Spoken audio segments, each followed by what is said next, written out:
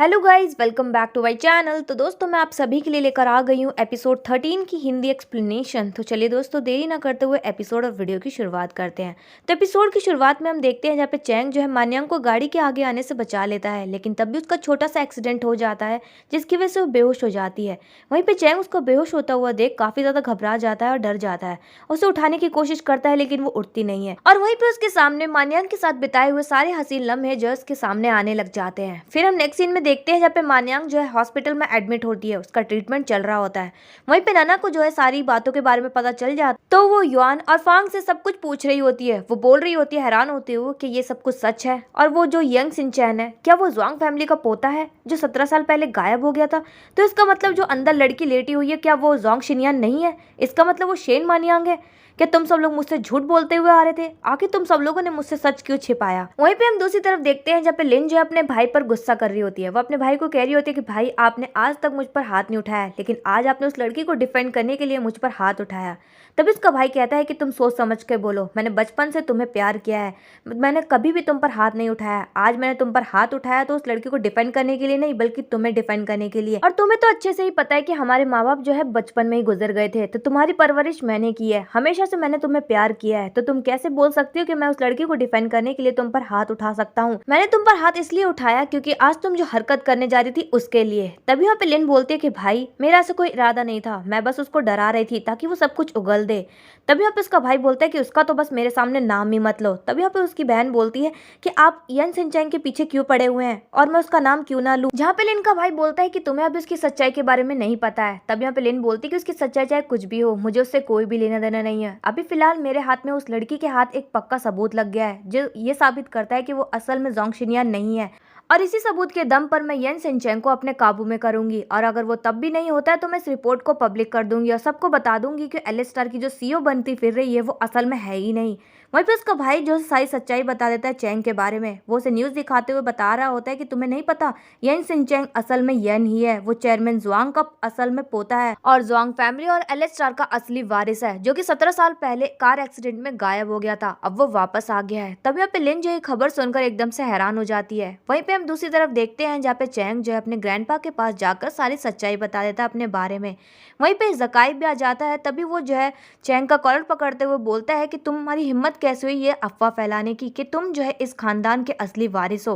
वहीं पे उसकी मॉम जो है, जकाई की मॉम बोल रही होती है कि तुम शांत हो जाओ। जहाँ पे वो अपनी मॉम और ग्रैंडपा से बोल रहा होता है कि इसकी बातों पे विश्वास मत करो, ये झूठ बोल रहा है हमसे। तभी यहाँ पे ग्रैंडपा जो है शांत करते हुए बोल रहे होते हैं चैंग से कि तुम हमें सारी सच्चाई बताओ कि आखिर 17 साल पहले क्या हुआ था। और तभी वहाँ पे चैंग 17 साल पहले हुई दुर्घटना के बारे में बताता है। जब वो अपने पेरेंट्स के साथ बिजनेस ट्रिप पर जाता है, तभी वहाँ पे जोंग शिनयान उसकी बहन एक एरोप्लेन बनाकर देती है जिस पर गुड विशेस लिखी होती है। फिर वो अपने पेरेंट्स के साथ चला जाता है। वहीं पे वो जब कार में बैठे होते हैं, तभी उसकी मॉम जो है फोन पर किसी से बात कर रही होती है। वहीं पे उसके डैड फिर पूछ रहे होते हैं उसकी मॉम से क्या हुआ, जहाँ पे वो अपनी फैमिली प्रॉब्लम्स के डिस्कस कर रही होती है।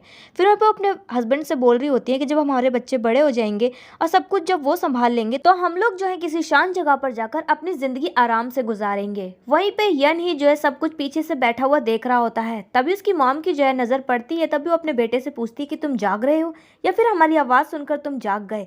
वहीं पे अपने बेटे से पूछती है कि कहीं तुम्हें भूख तो नहीं लग रही। वहीं पे वो जो अपनी सीट बेल्ट खोल लेती है और अपने बेटे को चेक कर रही होती है कहीं से भूख तो नहीं लग रही। तभी यहाँ पे अचानक से एक ट्रक सामने आ जाता है और अचानक से उनकी गाड़ी से टकरा जाता है और उनका एक्सीडेंट हो जाता है काफी भयानक सा।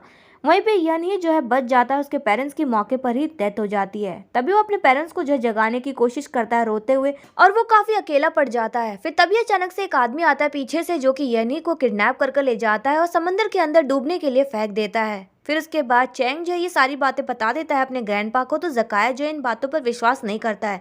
वो कहता है सभी से कि ये जो है हमसे झूठ बोल रहा है, हम कैसे विश्वास कर ले कि ये इस खानदान का असली वारिस है, ये एक्सीडेंट में कैसे बच सकता है, हमें पता है कि एक्सीडेंट में कोई भी नहीं बचा था।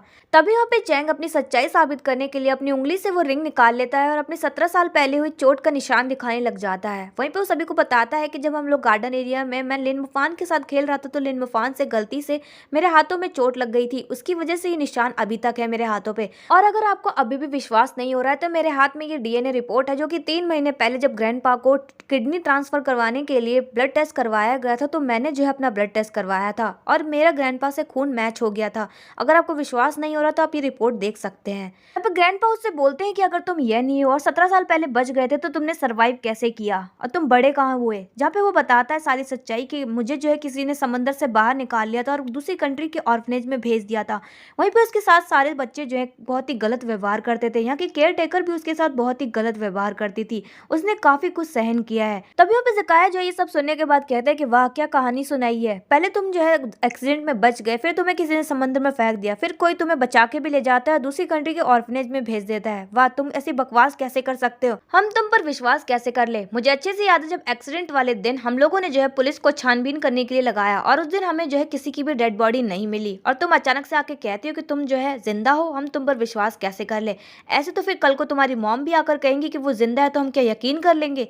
जब पे चैंग को गुस्सा आ जाता है तुरंत ही वो उसको कॉलर पकड़ लेता है और कहता है कि मेरी मॉम के बारे में बकवास करना बंद कर दो, और तुम्हारी हिम्मत कैसी हुई ये कहने की कि मेरी मॉम जो है मर चुकी है। फिर वहीं पे वो ज़काया का कॉलर जो है छोड़ देता है। फिर तभी वहाँ पे ग्रैंडपा जो है उससे पूछते हैं कि अगर तुम यहाँ पे हो तो जोंग शिनयान कहाँ पे है। जहाँ पे चैंग जो है रोते हुए बताता है कि जब मैं जोंग शिनयान से मिला था और मैंने उसे कॉल किया था और ये बताया था अपने बारे में कि मैं जिंदा हूँ, तो जोंग शिनयान भी जो है बहुत ज़्यादा हैरान हो गई थी और वो मुझसे मिलने वाली थी और हम दोनों जो है वापस आकर एलएच को संभालने वाले थे। लेकिन उसी रात जोंग शिनयान ने मुझे कॉल कर बताया कि वो उसे जो है किसी की जान बचाने जाना होगा, और फिर उसी रात को उसकी कार का एक भयानक सा एक्सीडेंट हो गया और मौके पर ही उसकी डेथ हो गई। और सॉरी ग्रैंडपा, मैं उसे नहीं बचा पाया। वहीं पे वो भी बहुत ज़्यादा रोने लग जाता है। ग्रैंडपा जो है ये सुनने के बाद उनकी आंखों से आंसू निकलने लग जाते हैं। अंकल ग्वान भी रोने लग जाते हैं। फिर तभी यहाँ पे चैंग भी जो है अपने ग्रैंडपा से बार बार माफ़ी मांग रहा होता है, कह रहा होता है कि सॉरी मैंने आपको ये सब पहले नहीं बताया क्योंकि आपकी तबीयत बहुत ज़्यादा ख़राब थी और एलेस्टार के हालात भी कुछ ठीक नहीं थे, इसलिए मैंने आपको कुछ भी पहले बताना सही नहीं समझा। फिर वहाँ पे ज़काया की मॉम जो है चैंग से बोलती है कि अगर जोंग शिनयान मर चुकी थी तो तुम ऐसे ही किसी ऐरी गैरी लड़की को एलेस्टार की इतनी बड़ी पोजीशन पे कैसे बैठा सकते हो, तुम्हारी हिम्मत कैसी हुई और उस लड़की की हिम्मत कैसी हुई। तभी यहाँ पे चैंग जो है बोलता है कि ये सब मेरी गलती है, उस लड़की पर ब्लेम मत डालिए, इसमें उसकी कोई भी गलती नहीं है, बल्कि मैंने उसे मजबूर किया था यहाँ पर आने के लिए और ये सब संभालने के लिए। तो इसीलिए अगर आपको कोई सजा देनी है तो मुझे दीजिए, ना कि उसे। इन सब चीज़ों में उसका ज़रा भी कसूर नहीं है, मैंने उसे मजबूर किया था ये सब करने के लिए। फिर तभी यहाँ पे ज़काया खड़ा होता है और चैंग से बोलता है कि वाह क्या कह रहे हो तुम, हम तुम्हें सजा दे, तुम क्या हीरो बनना चाहते हो क्या? सजा तो उस लड़की को भी मिलेगी। उस लड़की की हिम्मत कैसी हुई एलेस्टार की सीईओ की कुर्सी पर बैठने की। वहीं पर दोनों के बीच में बहस शुरू हो जाती है और दोनों झगड़ रहे होते हैं आपस में। तभी यहाँ पे अचानक से ग्रैंडपा की हालत खराब हो जाती है। वो उन दोनों को रोकते हुए बोलते हैं कि बस करो, झगड़ना बंद कर दो। और वहीं पे वो सबसे रोते हुए बोलते हैं कि आज के बाद जोंग शिनयान का कोई भी जिक्र नहीं करेगा, ना ही एलेस्टार में और ना ही जोंग फैमिली में। और वहां से चले जाते हैं। धीरे धीरे करके सब लोग अपने रूम में चले जाते हैं। चैंग भी चला जाता है। दूसरी तरफ हम देखते हैं कि शेन मान्यांग को जो है होश आ जाता है। उसको जैसे ही होश आता है तो वो सोच रही होती है कि आखिर मैं इस बेड पे क्या कर रही हूँ। तभी उसे याद आता है कि उसका जो है छोटा सा एक्सीडेंट हो गया था। तभी वहाँ पे वो देखती है कि लिनफान उसके साइड में खड़ा होता है। तभी लिनफान से बोलती है कि सब लोग ठीक तो है ना, येन शिनचैंग कैसा है, उसे कुछ हुआ तो नहीं। तभी वहाँ पे लिनफान बोलता है कि सब ठीक है, तुम्हारे फादर भी ठीक है और तुम्हारी फ्रेंड नैना तुम्हारा बाहर इंतजार कर रही है। तभी वहाँ पे मान्यांग जो है उसे प्रिटेंड करने की कोशिश कर रही होती है कि वो जोंग शिनयान है। तभी वो कहती है कि क्या मेरी फ्रेंड नैना? जहाँ पे बोलता है कि हाँ शेन मान्यांग तुम्हारी फ्रेंड नैना। जहाँ पे बोलती है कि क्या कहा तुमने, मुझे किस नाम से पुकारा? जहाँ पे बोलता है कि मैंने तुम्हें शेन मान्यांग के नाम से पुकारा क्योंकि तुम्हारा असली नाम शेन मान्यांग ही है और अब ये खेल खत्म हो चुका है, सबके सामने सारी सच्चाई आ चुकी है। तभी वहाँ पे शेन मान्यांग उससे बोलती कि तुम ये क्या कह रहे हो। जहाँ पे वो जो है चैंग के बारे में सारी सच्चाई बता देता है। उससे कहता है कि तुम्हें जो है अब येन शिनचैंग की फिक्र करने की जरूरत नहीं है, सबको जो उसकी सच्चाई के बारे में पता चल चुका है। और वहीं पे वो बताता है कि चैंग ज़ुआंग फैमिली का असली वारिस है और चेयरमैन ज़ुआंग का असली पोता है। 17 साल पहले कार एक्सीडेंट में उसके पेरेंट्स की तो मौके पर ही डेथ हो गई थी, लेकिन वो गायब हो गया था और फिर वो दूसरी कंट्री के एक ऑर्फनेज में पला बढ़ा है और अब वो वापस आ गया है, तो वही एलेस्टार का नया सीईओ भी बनेगा। तभी वहाँ पे शेन मान्यांग ये बातें सुनकर बहुत ज्यादा हैरान हो जाती है और वहीं पे वो उसे बताता है कि मैं तुम्हारे बारे में और चैंग के बारे में पहले से सब कुछ जानता था, लेकिन मैंने कभी सोचा नहीं था कि लिन की वजह से चैंग अपने आप को सबके सामने ऐसे एक्सपोज कर देगा और तुम्हारे बारे में भी सबको सच्चाई बता देगा। जहाँ पे मान्यांग जो है इन बातों पे यकीन नहीं करती है। तभी अब लिन वफान जैसे यकीन दिलाने के लिए अपने फोन में न्यूज दिखाता है। उससे कहते हैं कि अगर तुम्हें यकीन नहीं होता तो तुम खुद देख सकते हो कि येन शिनचैन असल में येन ही है, जो कि ज़ुआंग फैमिली का असली वारिस है। तभी वहाँ पे शेन मान्यांग और भी ज्यादा बोलने लग जाती कि नहीं, मुझे इन सब बातों पे विश्वास नहीं है, मुझे चैंग ने मुझे खुद बताया था कि वो उसने कहा था कि वो असल में ही चैंग है, उसका और कोई नाम नहीं है। तभी वहाँ पे लिनफानो समझा रहा होता है कि तुम्हें कोई गलतफहमी हो रही है, अब सबके सामने सच्चाई आ चुकी है, तुम्हें यकीन क्यों नहीं हो रहा है। वहीं पे वो जो है अपने वार्ड से बाहर निकल जाती है और वहां से भागने की कोशिश करती है। तभी वहाँ पे युआन और फांग जो उसे रोकने की कोशिश करते हैं, जहाँ पे वो जो है रोते हुए बोल रही होती है कि प्लीज मुझे जाने दो, मुझे चैंग से मिलना है, उसे देखना है, उससे बातें करनी है, उसे कुछ पूछना है, मुझे ये सारी कंफ्यूजन उससे क्लियर करनी है। तभी वहाँ पे फांग जो उसे रोक लेता है, उसे जाने नहीं देता है, जहाँ पे वो उसके सामने गिड़गिड़ाते हुए बोलती है कि तुम्हें चैंग ने भेजा है ना मुझ पर नजर रखने के लिए, मैं यहाँ से ना भाग सकूँ इसलिए तुम मुझ पर नजर रख रहे हो ना। जहाँ पे वो बोलते कि नहीं ऐसा नहीं है, आप उनसे नहीं मिल सकती है। तभी उसके सामने गिड़गिड़ाते हुए बोल रही थी कि प्लीज मुझे जाने दो, मुझे उससे बस बातें करनी है, उससे पूछना है। जहाँ पे वो लोग उसे नहीं जाने देते तो वो एकदम से हार मान जाती है और बहुत ज्यादा रोने लग जाती है। तभी पे नन्हा जो है संभालते हुए बोल रही होती है कि बस करो, तुम्हारा ड्रामा बहुत हुआ, अब सब कुछ खत्म हो चुका है, तुम अपनी दुनिया में वापस आ जाओ, उसने तुम्हें हायर किया था एक ड्रामा करने के लिए, अब वो सब क्लियर हो चुका है और अब तुम जोंग शिनयान नहीं हो, तुम शेन मानियांग हो और येन सिंचेंग के साथ अब तुम्हारा कोई भी रिश्ता नहीं है, तो तुम उसे भूल जाओ। जहाँ पे शेन मानियांग जो है रोते हुए नन्हा से बोल रही होती है कि प्लीज नन्हा मुझे एक बार उससे मिलवा दो, मैं उसे देखना चाहती हूँ। और तभी वहाँ पे अचानक से शेन मानियांग के डैड आ जाते हैं। दूसरी तरफ हम देखते हैं कि ग्रैंडपा जो है गार्डन एरिया में बैठे होते हैं एकदम चुपचाप उदास। तभी वहाँ पे चैंग पहुंच जाता है। चैंग जो है अपने ग्रैंडपा से बोलते हैं कि ग्रैंडपा मुझे माफ कर दीजिए। तभी आप इसके ग्रैंडपा बोलते हैं कि मुझे पता है कि तुम क्या सोच रहे हो, लेकिन तुम यहाँ पे वापस क्यों आए।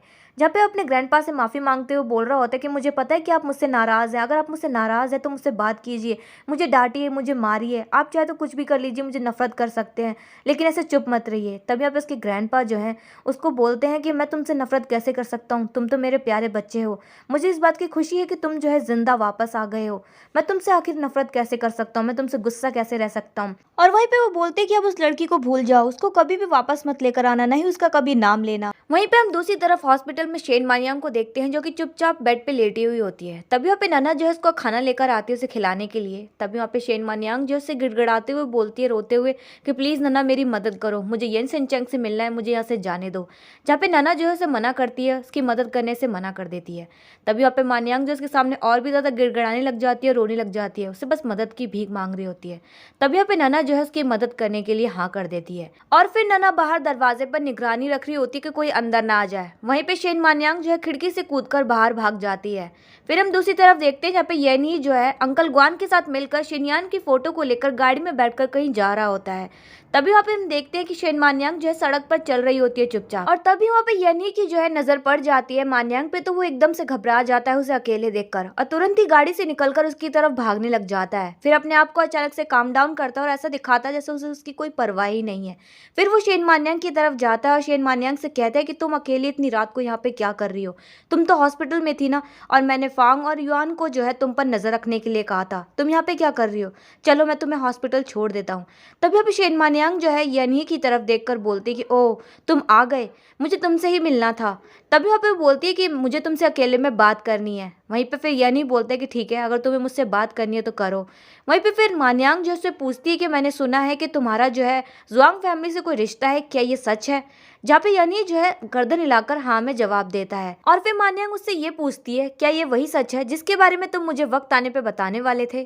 तभी यहाँ पे यानी उससे बोलता है कि हाँ ये वही सच है।